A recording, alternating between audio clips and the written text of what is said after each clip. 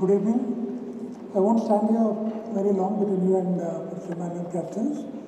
However, it's customary and even appropriate to place on record the achievements of the main speaker of the evening. So let me take a few minutes to introduce Professor Castells, especially to the younger audience here. Professor Manuel Castells is a university professor and Wallace Annenberg Chair in Communication Technology and Society at the University of Southern California, Los Angeles.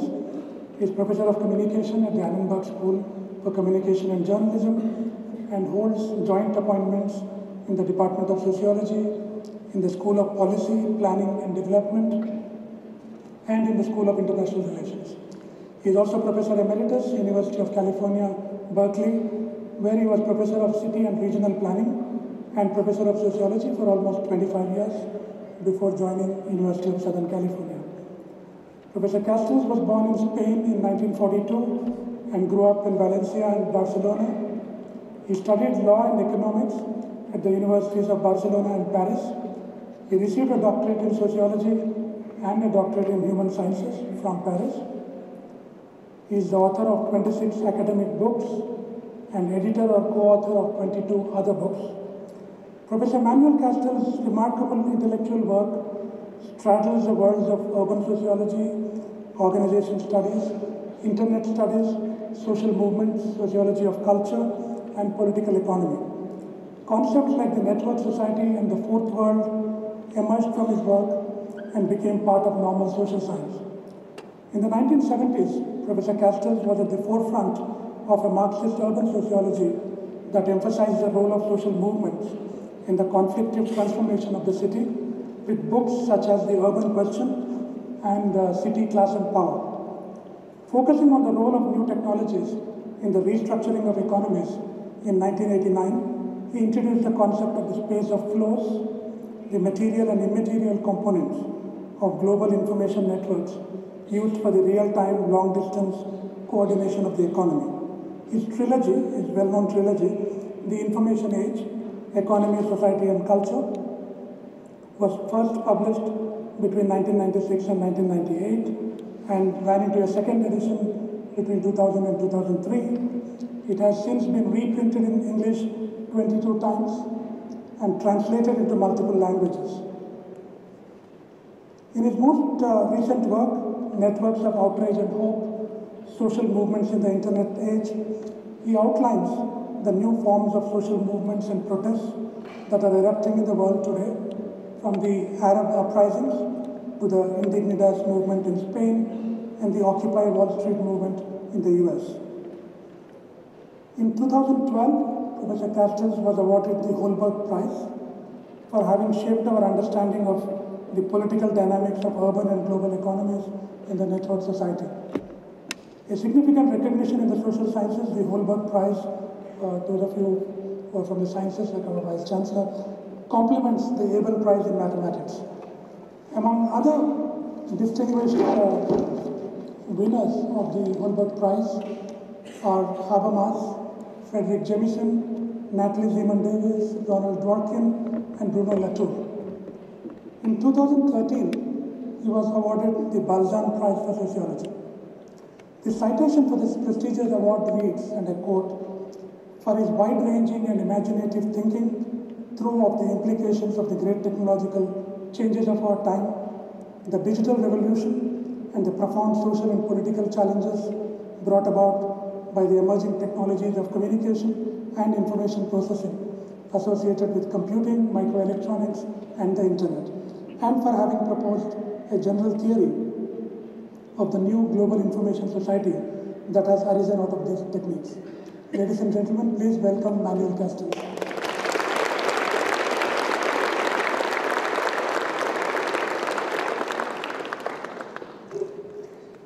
Good evening. Let me first of all express my sincere gratitude to the organizers of this important conference, as well, and particularly to Professor Usha Raman and her colleagues at the Department of Communication at the University of Hyderabad, and her colleagues at the local organizing committee for their kind invitation and wonderful hospitality, and also for allowing me to be here with you this evening and share some of my thoughts on the basis of the comparative research I have conducted on issues of globalization and communication throughout the world. I would start by stating that our world, the world of the 21st century, is shaped by the intertwined processes of globalization and identification. Globalization of instrumentality, identification of meaning. Both have spatial expression, which is the material manifestation of human life, of human experience, that is always articulated materially in space and time, in geography and history. Both processes, globalization and identification, operate by the mediation of technology, culture, and power. There is simply a global network of all these global networks, which is allowed technologically and organizationally by networking technologies that make possible to work as a unit in real time on a planetary scale, and which induce a new form of organization, which is networking, constant, interactive, multi-layered, multidimensional networking. Identity, instead, is built on cultural communities, usually built by history in specific territories. So it's also time and space, but it's a different kind of time and space. It's a time of history built in specific territories. Cultures are spatial temporal formations. So even, I would say, global cultures such as religions are always specified and have a specific manifestation depending on the territories where different religions take place. So in fact, our world is constructed in terms of the two spatial logics that I call this space of flow, the logic of information flows connecting throughout the planet, and also the logic of the space of places rooting human experience in specific territories. The material forms of this space of flows and this space of places can be defined on the one hand as the network metropolis, the globally connected network metropolis, and on the other hand as regions, as cultural territorial constructions, both things. The more the world is globally networked, and the more is at the same time territorially identified, these both processes, not one subsuming the other. The world is not flat unless we try to flatten it with bombs. And even then, identities come back to haunt the bombers. So between the two processes of globalization and identification, the traditional form of the nation state is under stress. The state does not disappear by any means. This is ideology. On the contrary, the state as an institutional construction is stronger than ever and more fundamental than ever in the dynamics of the world. But it's a different form of state. It's increasingly, in order to manage the process of globalization and to represent the diversities of identification, the states band together, forming a new type of state, the network state that connects different states in the logic of managing globalization. To some extent, the nation state comes under stress because the nation split from the state. State follow a logic of globalizing. The nation follow a logic of identification, increasingly so and increasingly everywhere. And so institutions, the political institutions, become increasingly fragmented between the global and the local, and between multiple identities and the identity of citizenship. In that sense, the state becomes increasingly unable to constitute the public sphere in which public debates take place, because it loses legitimacy vis-à-vis the cultural identities, and at the same time becomes taken into the logic of global networks of instrumentality. And so, increasingly, public debate and the construction of legitimacy, the public sphere shifts into the communication space.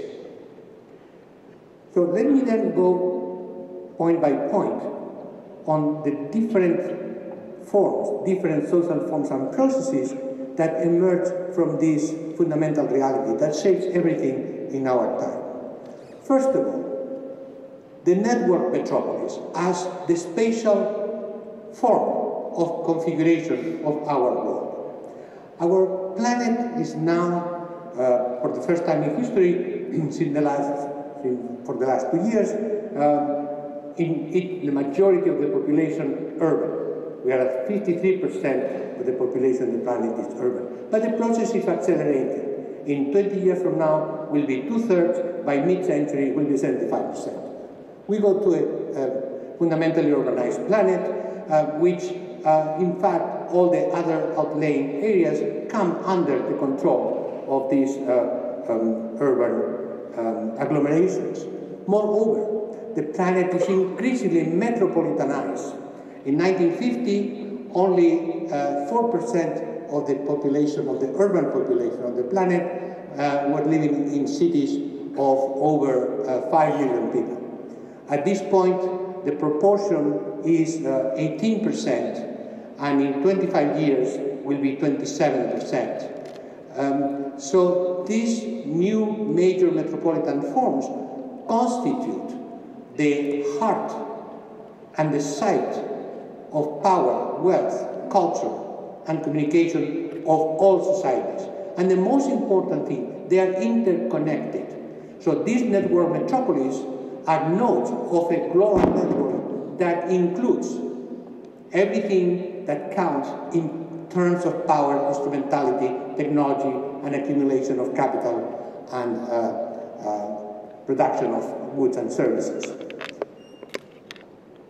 So a new spatial form has emerged as the form that shapes and governs our life, what I call the metropolitan region. The metropolitan region is a new form. It's not simply a very large area. Yes, it is large. At this point, among the 30 top metropolitan regions in the world, they are all over 11 million people. The largest one is not Tokyo, Yokohama, as is often said. Is actually the undefined southern China metropolitan region that is interconnected from Guangzhou to Hong Kong, going to Shenzhen, Macau, the Pearl River Delta, etc., which comprises about 55 million people, which are interlinked functionally and spatially. The second is Tokyo, Yokohama, and the third is now New Delhi. And among the top 7, 3 of them are Indian metropolitan regions, also relatively minor at the global level, but still very important, is Hyderabad, with over 8 million people at this point in the functional area of Hyderabad. But the important thing of this new form is that it's not country or city.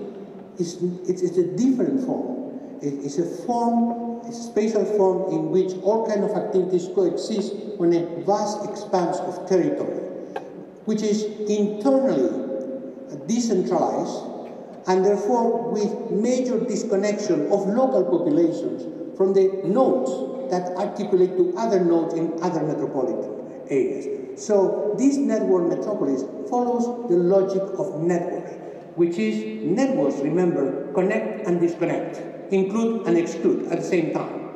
So everything that is valuable is connected.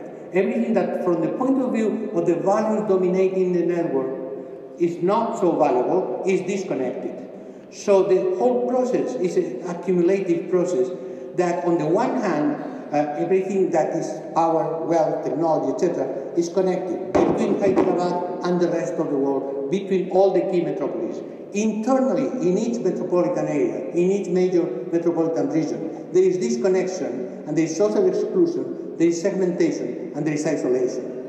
And on a planetary scale, the whole planet is being constructed around vast expanses of territory and population, which are disconnected from the logic of power and accumulation, and are left to their own capacity to reconstruct society, even if they are considered valueless from the point of view of the dominant logic, because they consider that their lives are valuable, even if they are not valuable for the dominant networks.